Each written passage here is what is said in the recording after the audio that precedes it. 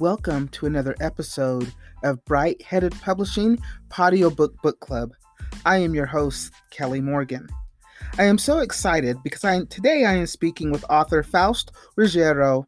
He is an author, a clinical trainer, and a therapist who has worked in settings that have included clinics for deaf children, prisons, nursing homes, substance abuse centers, and inpatient facilities.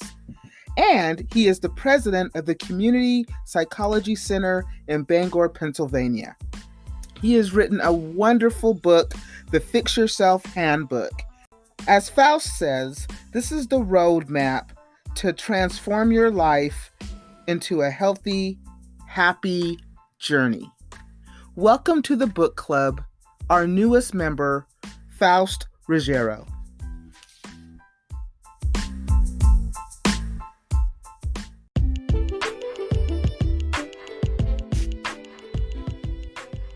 Faust, thank you so much for coming on the podcast and being a part of the book club. How are you? I'm wonderful, Kelly. Thank you so much for inviting me. It's an absolute pleasure to be talking with you. I'm so glad that you're here to talk about your book, the Fix Yourself Handbook.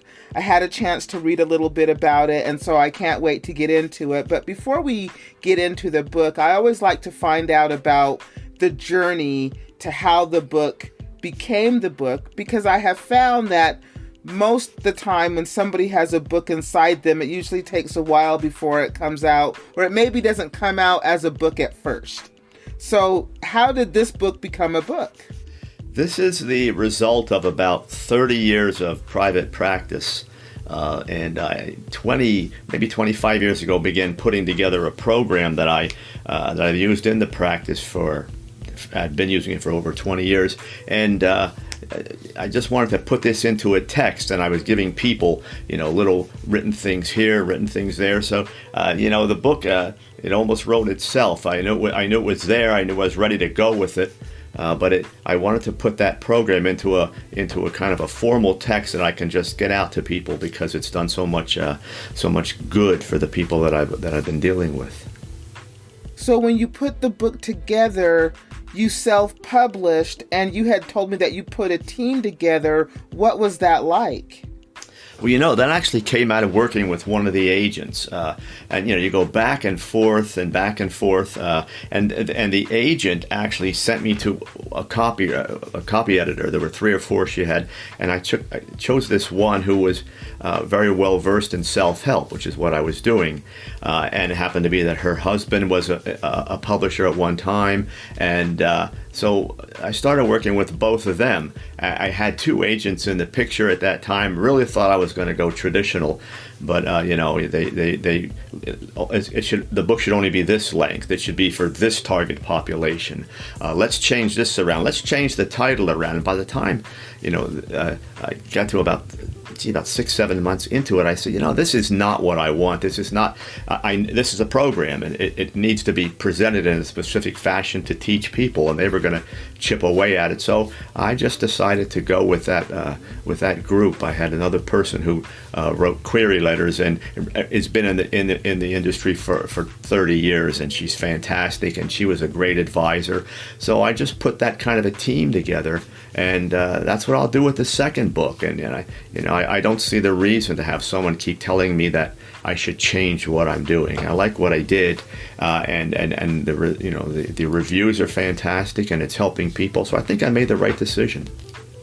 Yeah, that is one of the perks of self-publishing, is that you keep control over the book and the finished product. So that's definitely a perk.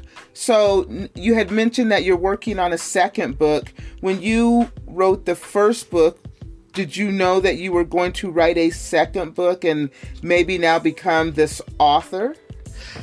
I thought about it, and I was actually going to write something else. What I'm going to do with the second book is going to be a sequel to the first. About halfway through the book, I started to think, I'm helping people change their lives, but I didn't want this to be one of those things where, they made all the gains only to lose them maybe a year later, as, like diets go and things like that. So the second book is going to kind of be all right, now you made the gains, here's how you stay here.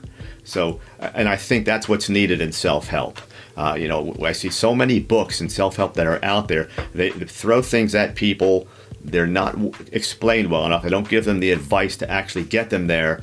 So they kind of get there, and then a year later, they're back to their old tricks. And I just want people to be able to look at what I've done, because I present exactly what you need to do. And then once you get to the next level of life, so to speak, that point where you want to where you want to be and you want to feel good, I want to help you stay there. So about halfway through the first book, I realized there's going to be a need for the second one. So let's talk about the book. So, with any type of self-help book or any type of self-help action, you have to be ready to do it. You have to have the mindset that you're ready to do it.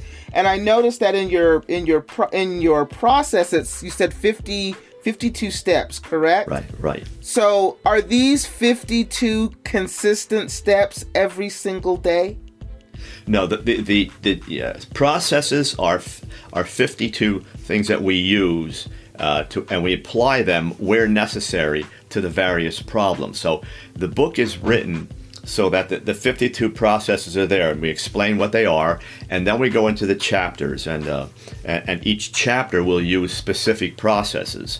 So, and in the beginning of the chapter, I tell them, these are the processes you're going to be using in this particular thing. Honesty will have, that's one of the chapters. That'll have certain processes. When you get further into the book and we talk about things like boundary setting and people pleasing and creativity and passion and things like that, they're going to use other processes. They will all kind of join together, if you will. You can use all of them for support, but there are specific processes that, in terms of the various problems we have, they'll be more significant to help it with those problems. Now, do you find that you had mentioned that the second book was going to be kind of like a maintenance book once you get there, how to stay there? But while you're getting there, does your book, because this is a problem that I have when I look at any type of transforming myself, is consistency and patience. Those two things are the hardest for me to overcome. Consistency and patience. Does your book talk about those and give you ways or techniques to kind of overcome or navigate through those to me, what would be challenges? And those are the primary reasons I wrote the book. The book is written specifically with that in mind. I talk about journey versus destination, where you want to get that quick fix and okay, good, now I feel great and I got this and that's great. And I don't want quick fixes. They destroy our lives. We have to. There's no planning involved. There's no big picture thinking, and then we go back and we fix what we broke because we're going too fast. And the other thing I tell people is, it's a program for life. I would assume we all feel we're worthy enough and significant enough as people to say, I want to apply things every day so every day can be good. And that's really the goal of the book. It's not about magnificent destinations. It's about loving every second of your life. You hear it all the time. I wanted to make it all actionable. Here, this is the things we're doing. At the end of every chapter, here are the exact steps you have to take. That's what we do in counseling. We don't throw some stuff out and just look at them. We say, do this. And if you go home and do this, you're going to feel a little bit better every day, though. Right. And that's the consistency piece, right? And then the patience piece is getting to wherever it is you want to be, as you say, your destination. Yeah, I'm going to tell you the secret about being more patient. It's not to focus on that goal all the way out there. It's to love the process of what you're doing to get there. That's the key.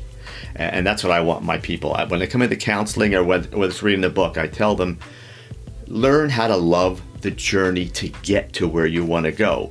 We're all so impatient about getting there that we lose sight of the time we're in right now, which we should be enjoying. And you think about it, if the only thing you can enjoy is that destination, then all this work to get there looks like drudgery. Like, oh God, I got to do this again today, And so what I like people to do is say, I'm in today. I'm going to enjoy that little piece that of the journey that's going to get me to the next step or close to the next step.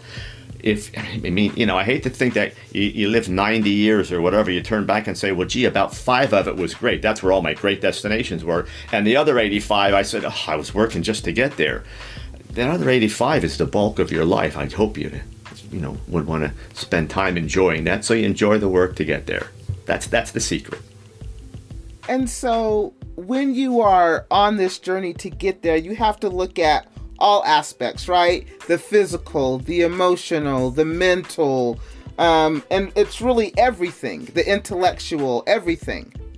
So what I tell people, if you can, and it's the key of the book, the 4 attributes of human beings. It's physical, intellectual, emotional, and spiritual. We all have all of them. And if we can get those working together, I call it internal balance. It's the phrase I use. But the closer we get to having those attributes working together, the better we normally feel. And again, I always say, if you can think of those days where you felt really, really good, physically your body felt good, intellectually you weren't conflicted, you were able to focus on what you were doing, emotionally you weren't all over the place, and spiritually you felt some type of connection. Those days when we felt really good, I'll guarantee you those things are happening. If we can get better at introducing those willfully into our lives, boy, life changes. It does. So I think that one of when I think about the emotional aspect, I think one of the toughest emotions to overcome is envy, especially if you're trying to excel yourself to where somebody maybe already is. Or maybe you were working side by side and they exceeded quicker than you did. How do you overcome envy? I do a whole chapter on envy. It is, you are right, it is significant because there's a couple problems with envy. The first is the very fact that you are comparing yourself to someone else. The fact that you are doing that already says you don't think you measure up. So you're starting with a huge deficit to begin with. And the other thing I want people to understand is that we can't understand what someone else has. We think if I could tell you how many people have come into my office and people thought they were the pillars of the community or they had so much, and now we get into their lives and they're a mess. So be careful who you're envying, because they may not even be as far along as you are. And the other thing is that envy is usually telling us that we don't measure up to ourselves. It's insecurity based. Go back, get secure with yourself. If you have some goals, we talk about goal setting in the book. We set goals and go get those goals. But the very fact that you look at somebody else and then come back and say, I hate my life, boy, that's a huge statement. It's insecurity. You're not going to fix the problem by doing what they're doing. That's their statement in life. You fix the problem by going inside you and being happy with you. That's what the book is all about. Let's get happy with our lives, and it's not about what's outside in the world. It's about what's inside. So do you talk about in your book how to rid yourself of limiting beliefs? I always hear a lot about limiting beliefs that were maybe ingrained in us as children, or maybe your parents had views and so you subconsciously have those same views. I always like to use money as an example. Maybe your parents always said things like, money's hard to get, you have to work hard for your money, all rich people are mean or whatever. So maybe you kind of grew up just kind of always thinking that. It's a limiting belief. So maybe I heard because you have that belief, you will never have that financial abundance because you really believe that that's unattainable. Is that something that's covered in your book? Yes. Am I making sense? Absolutely. The first chapter of the book says we are going to take life off autopilot. Now, there's that subconscious part. My parents said this. My spouse said this. The culture that we live in told me I'm this. I won't measure up. I will measure up. But we have to take life off autopilot, stop thinking about what the crowd said and what this other person said. And that's going to give us our starting spot. That's going to say, okay, this is where I have to begin. I'm going to kind of clear the slate. They all said this. I'm going to go into this with an open mind, and I'm going to start changing the way I think about things. The other thing I talk about is the way we then reinforce. It's the way we talk to ourselves. Language communicates what we feel, but it also creates what we feel. And if we're going to go back in there and say, I'm never going to have enough money, I'm never going to measure up based on the way this world is, that I have to be this, or then that's what we're going to do, because we're telling ourselves that. We have to begin to really say to ourselves, you know what, I'm not going to listen to all that. I'm going to create what I want to be. And if other people have done it, then obviously I can too. Yeah, I would agree with that. But it also is a lot about being accountable and how you show up every day, right? I mean, I talk about it all the time, and that word I use a lot in the book, accountability. You don't have to be accountable to them. You have to be accountable to you. You have to be able to say, it's my life. I want to get here. I'm not going to do it by going out and partying or sitting and watching TV or what. I'm going to do it by the work it takes to get to where I want to go. I have to define where I want to go, how I want to feel, who I want to be. And then every day I'm accountable to myself to do some of the things that are necessary to get there. I don't have to do all of them every day. I know I certainly get time for myself, but the more time we put into getting where we want to go, it usually translates into us getting there. Yeah, and I think, like I said, you got to have the patience, right, to get there, knowing that it's a journey and it's a process. And I think too that, like you said, how you speak to yourself is really important, because you can really sabotage yourself. But I think for me, the first step was being able just to recognize that I am having these not so nice conversations with myself. And what I used to tell people is, do me a favor, go home and just keep a little paper with you, or your phone, use whatever you're going to use. And every time you express a negative thought to yourself, just make a notch. And they would come back and say, I did this 300 times yesterday. And I said, well, that's because you trained your brain to do that. But the very fact that you trained your brain to go negative tells you that if you apply the same amount of effort, you can go positive. Your brain is that strong. You've trained it to go into fear or anger or whatever it is that you use, and it's not working for you. If you reverse the process, then you can get there. Now, when you reverse it, it's the opposite is occurring. When you're going negative, that's kind of like the default way we work. It's autopilot. It just flows. It's unconscious. When we retrain and we go positive, now we have to be conscious of it. We have to not do the negative, and we have to replace it with the positive. It's conscious, and usually I tell people for about a year that's what you're going to be doing. Keep that conversation going. Keep it positive, and don't lie to yourself. Don't say I'm a wonderful person if you don't believe it, but say I can be. I have some work to do, and I'm willing to do that work. And then you'll get there. I'm teaching this for a living. I didn't the magic wand was not bestowed on me when I was a child. They said, here, you are the prophet. I had to go through all the insanity and recognize it. Just what you said, I had to recognize and said, what in the world am I doing? And then be able to commit myself to doing the work. And here you and I are today having a wonderful conversation on Super Bowl Sunday. Now, the rest of them are in front of a television set.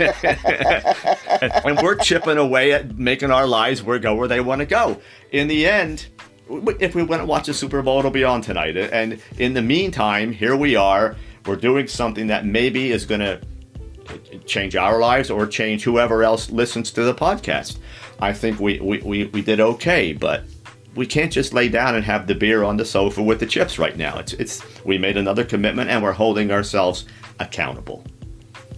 I agree. I think your book too talks about manifesting without talking about manifesting, because if you are trying to unleash the power to live the life that you want to live, then you are in fact manifesting the life that you want to live, but it's going to take time to get there. You can think about the big house and the cars, but what are you doing to get there. You can't just think about it and it happens. And when I read things about manifesting and changing your life, people never kind of give you the how-to. Now you know why I wrote the book. You know, right? When you write a book, as you know, you don't just, and this is where people get off base. They just start typing and they don't have a plan. You know, and I was told way in the beginning, design your book, design how it's going to flow. So I really spent time researching it, and then I said, okay, people are not responding to these long-winded self-help books.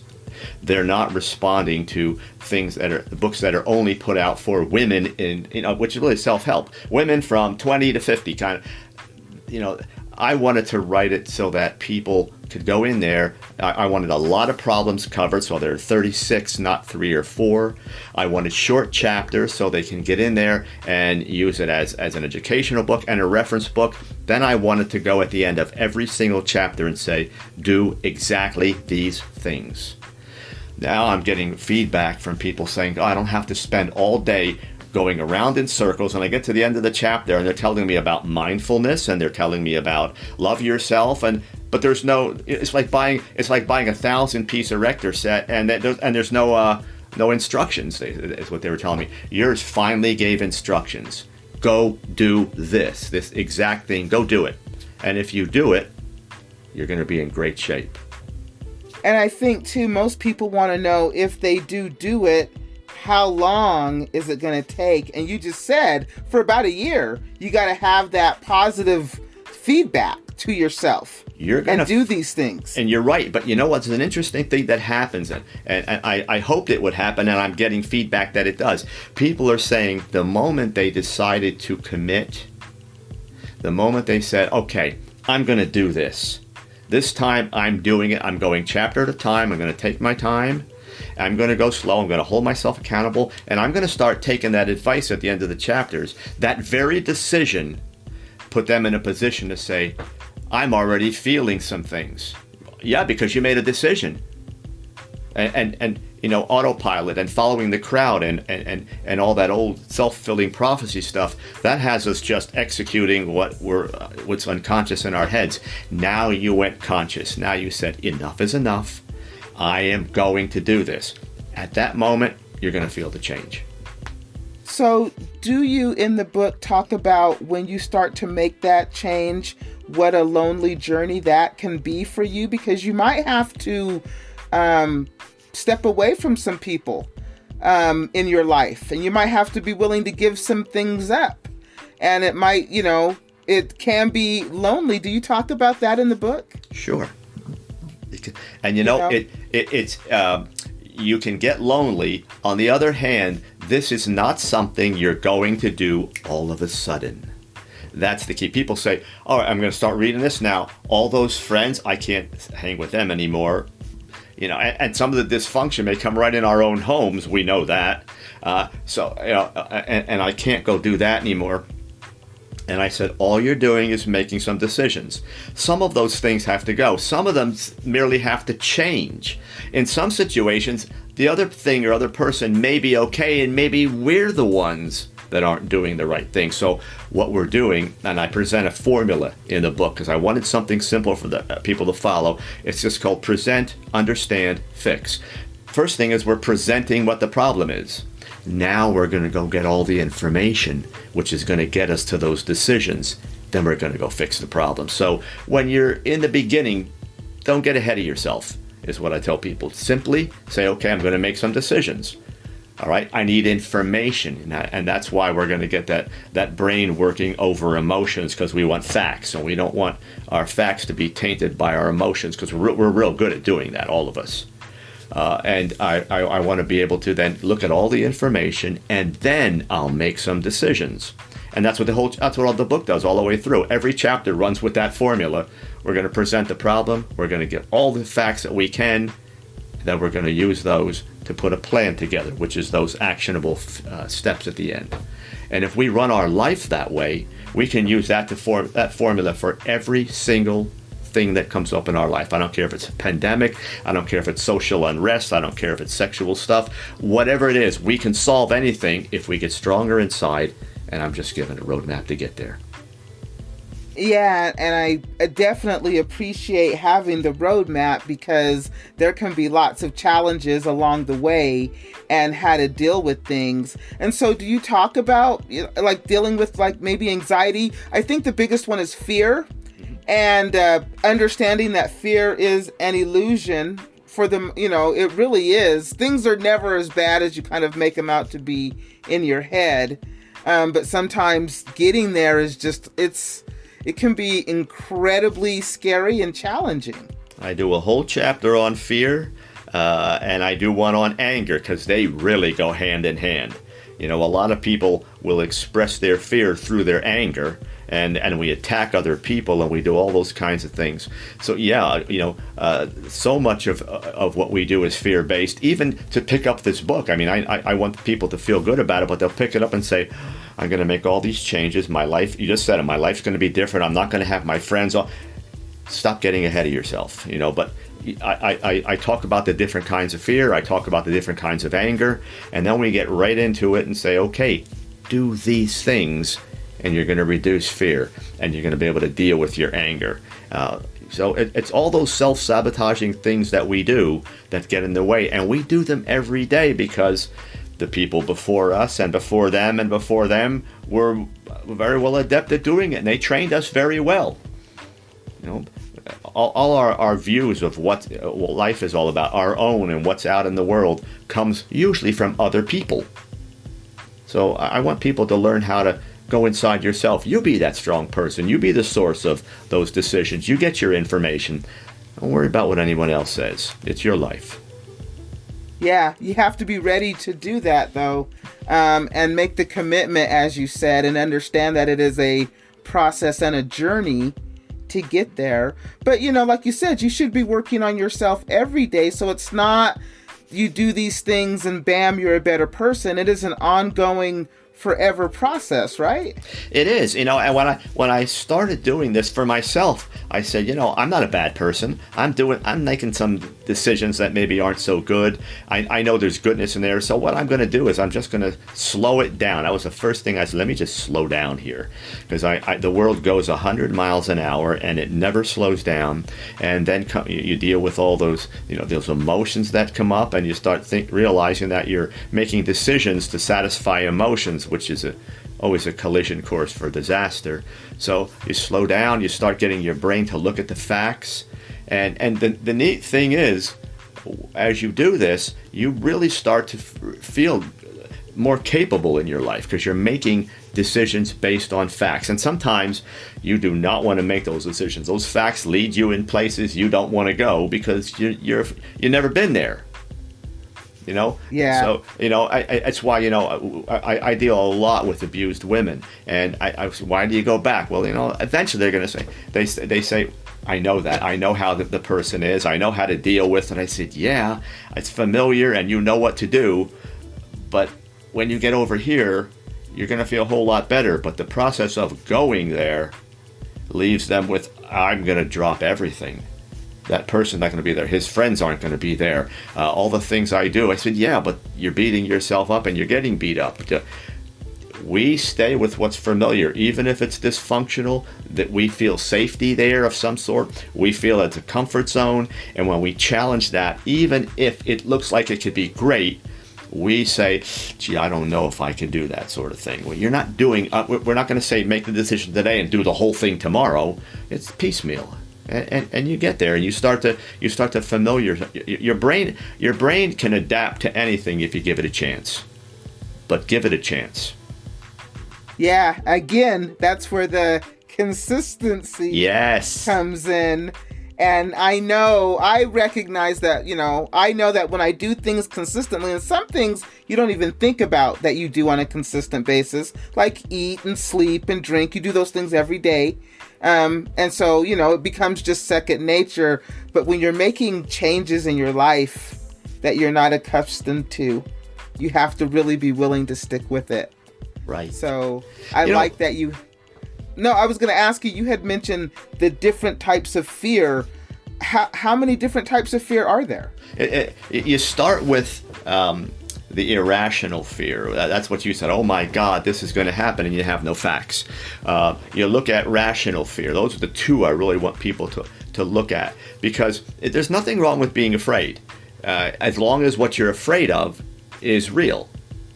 But we become afraid of things that we haven't defined. So there's that undefined fear.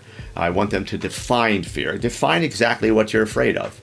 If you say, I'm afraid of spiders, I said, this thing, it's about the size of a quarter. Yeah, but my God, if it crawls on me. And I said, well, let's break it down so you can understand why you're afraid. If in the end, you're still saying, you know what, I don't like spiders crawling on me. Good, don't let them crawl on you, but don't be terrified and jump on stools because there happens to be one on the floor. We want to train, we want to understand where the fear is coming from, and we understand how much power, how much strength we have inside to deal with that. It doesn't mean you have to now have, hold a spider in your hand. That's not what we're doing. But we don't want you to be so out of control over your fears. Or change them, express fears with anger, and we do that with each other in society all the time. I don't like this group because I'm afraid they might whatever. I don't, let's get those fears rational. Let's see exactly what we're talking about. Let's break it down. Go slow. Fear goes very fast, so I want people to go slow with the fear, and let's define what's in there. Yeah, but that can be a little scary within itself. It is. Fear is just that. You're afraid. You're scared. That's exactly what it is. So and that's why it comes on fast. It hits hard, and we try to go through it real fast. But the only thing we're saying is, okay, it's going to happen again and again, and I'll keep on running and I'll keep on running. Well, if you slow down and face it, you will be afraid, but you'll also be rational, and that's the key.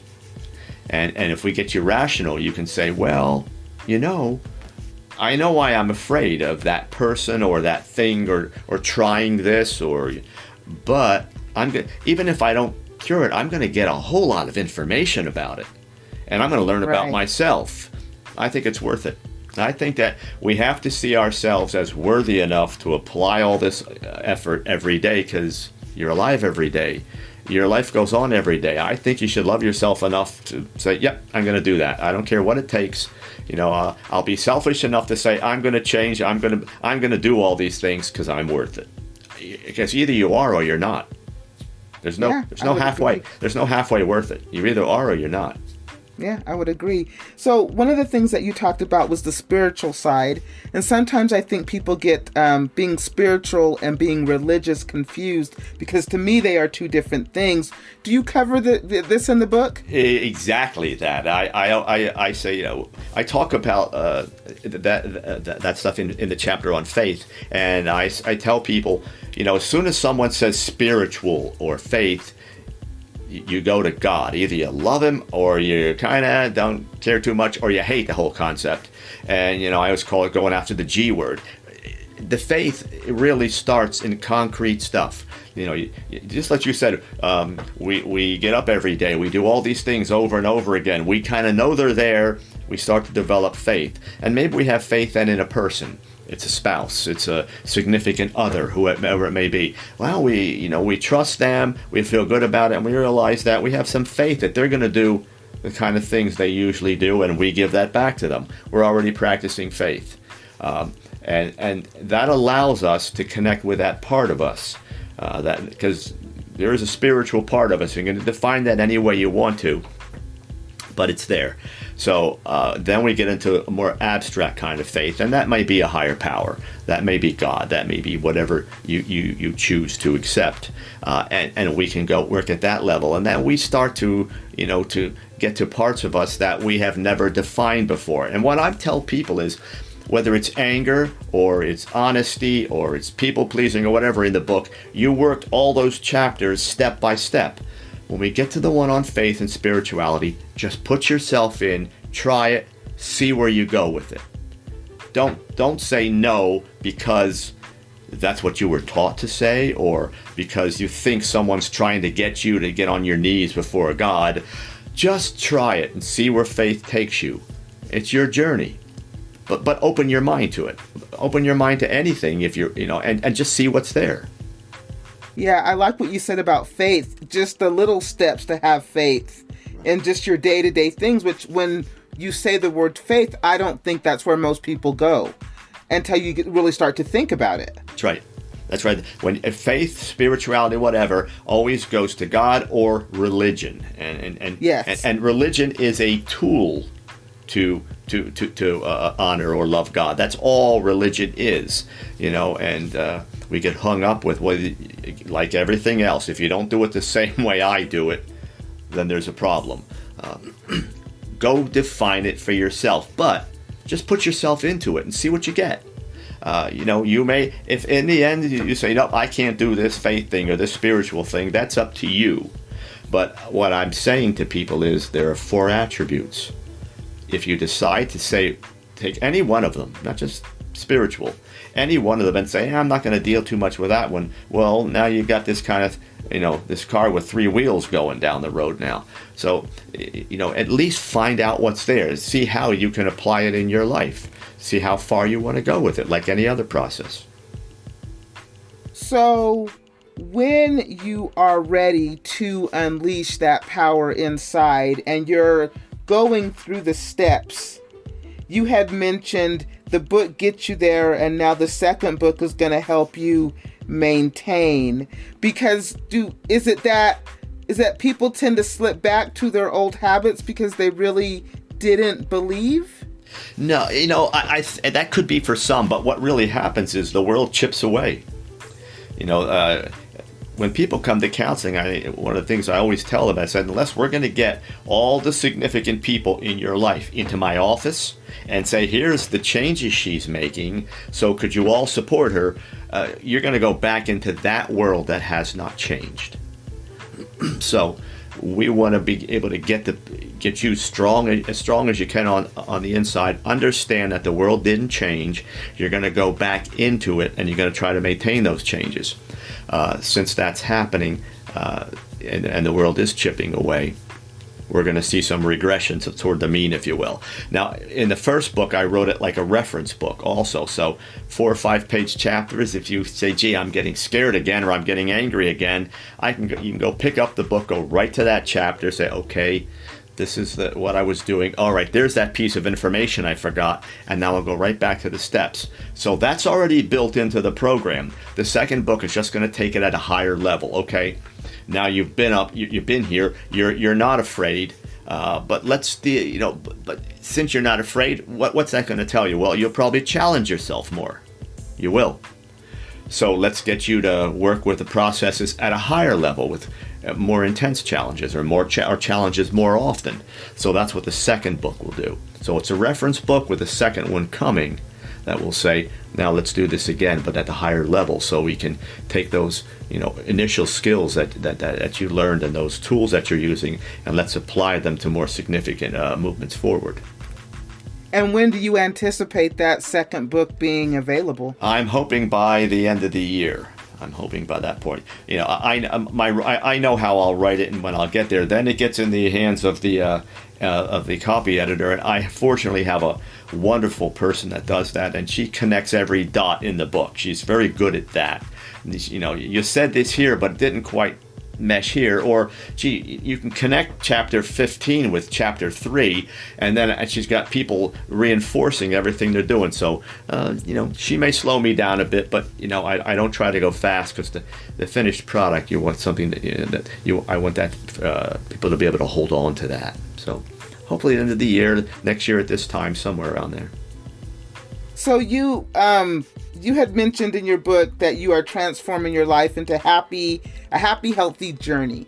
How would you define happy? Happy for me is when I'm in balance. That's what I'm talking about. Happy is when I'm able to use my processes as my allies. For example, the first process I talk about is honesty, and I call it brutal honesty. It is the hardest process you will ever work with, because the first person we lie to always is us. We think when we lie to the other person, that was the first one. It's us, and we're good at flipping truth all over the place, and we're good at hiding from it and using all different kind of defenses, so that we never have to face the truth or face ourselves. So in the book, I call it peeling the onion. The first paper that you get off is nothing. That's our first level of honesty. Then we start to go deeper, and it hurts a little bit, and we can't breathe, and our eyes are burning, and we're choking, and that's where honesty gets a little painful. When we can do that, when I got to the point now where I don't fear that anymore. If it's something I don't like, well, too bad for me. I'll fix it. I'm strong enough. I'm a big boy. I can deal with it. And when you get honest, you start to realize, you know what? I have a whole lot of power here. That stuff, I'm not hiding from that. I'm not denying it. I'm not pushing it off on someone else and say, you did it, I didn't, it wasn't me, or I had to do it because you did this.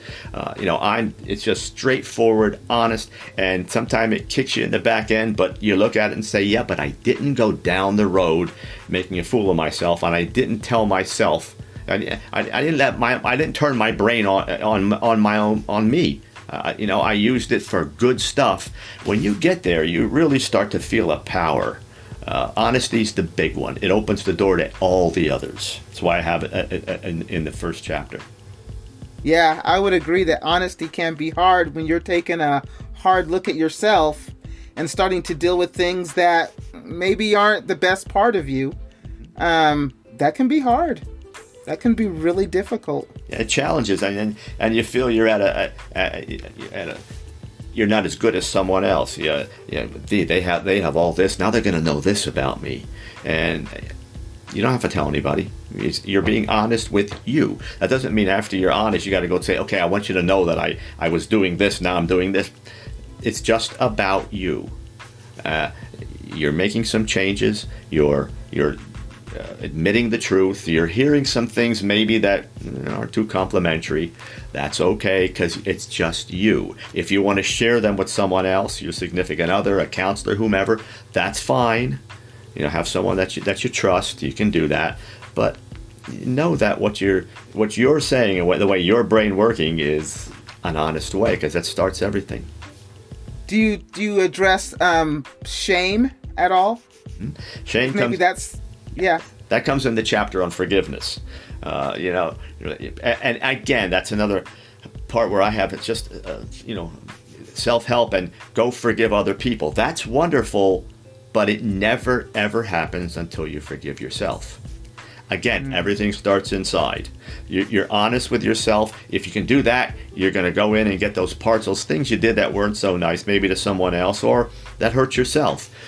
You go in and forgive yourself first. Then, you get rid of the shame. But it's hard to go forward and deal with other people and try to forgive them when you haven't forgiven yourself yet. So self-forgiveness is, and I talk about how to do that. You get that going in your life, a lot of the shame and the unworthiness and all those kinds of things begin to fall by the wayside because you're dealing with truth.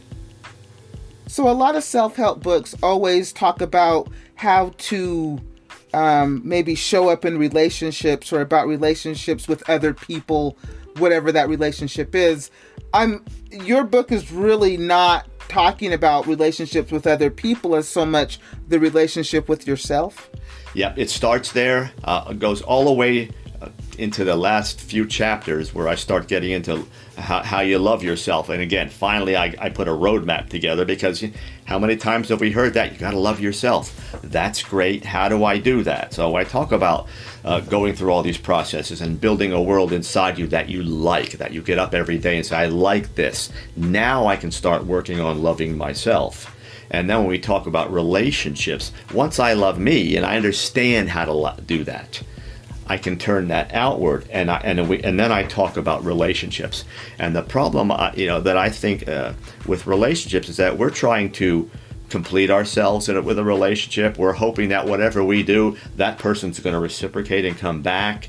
We have all this emotional stuff going on with love, and I don't believe that love should come from your heart or your head. I believe it comes from your soul. I believe love, it comes from the spiritual part of you. That's why I always think the spiritual part is so important. If you're going to love and turn that out to someone else, it's normally unconditional love. It doesn't expect a payback. It's a gift that you're giving to someone else. That's spiritual. That can't be emotional, because that looks for payback, as does the intellectual. It judges. It says, okay, are you doing what I've done? It just gives. And if you get that balance going and that strength going, you love unconditionally, you love without looking for a payback, and that's a real pure form of love. And then your relationships take on an entirely different meaning. So actually the book is designed to take you from I'm broken, so to speak, to getting to the point where I feel real good about me. I like my life. I love who I am. And now I want to unleash all that good stuff on the rest of the world. Not just one person, on the rest of the world. I want to be that person that goes out and says, here, this is my gift to you. Yeah. So if you could just tell somebody what you think would be the biggest takeaway from your book, what would that be? That would be what I opened the book. The quote I opened the book with is that we have everything inside us to be happy, to be healthy, and do all the things that we need to do. We just need to go inside and get them. I did not write a book. I did not want to write a book that said, here's this new age, this wonderful new program. You've never seen it before. Everything I wrote in that book is things we have inside us already, and that's what people are saying. I had all this. How come I didn't use it? Well, because no one gave you the roadmap. But the biggest takeaway is you've got all this inside you already. All you have to do is go inside, be willing to commit to do it. You'll change your life, because it's not something you have to go acquire. It's already there. You just have to go get it, define it, and learn how to use it. That's all. Well, thank you so much for being a part of the book club and coming on the podcast. I really appreciate it. You are now an official member of the book club, which means when you get that second book out, if you want to come talk about that, the door is always open to you. I would love to have you back. I really enjoyed speaking with you and learning more about your book. The Fix Yourself Handbook, it's available on Amazon. Faust, thank you so much. I really appreciate you. Kelly, thanks for inviting me. When I saw what you were doing, I said, I have to make contact here. So I'm glad I did. It was a wonderful interview, and I hope what people are finding, it will help them. Me too. Thank you so much. Have a wonderful day.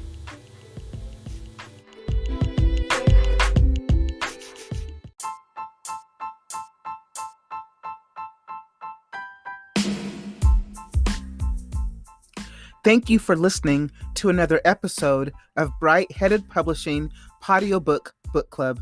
I am your host, Kelly Morgan. We just wrapped up with Faust Ruggeiro and his book, The Fix Yourself Handbook, using the process way of life to transform your life into a happy, healthy journey. The Fix Yourself Handbook is available on Amazon and Barnes & Noble. If you are an author and would like to be on the podcast and become a member of the book club, email me, brightheadedpublishing@gmail.com. Again, brightheadedpublishing@gmail.com. You can find us on Facebook, Instagram, Twitter, and LinkedIn. Next week, another author, a new member to the book club. But until then, keep writing.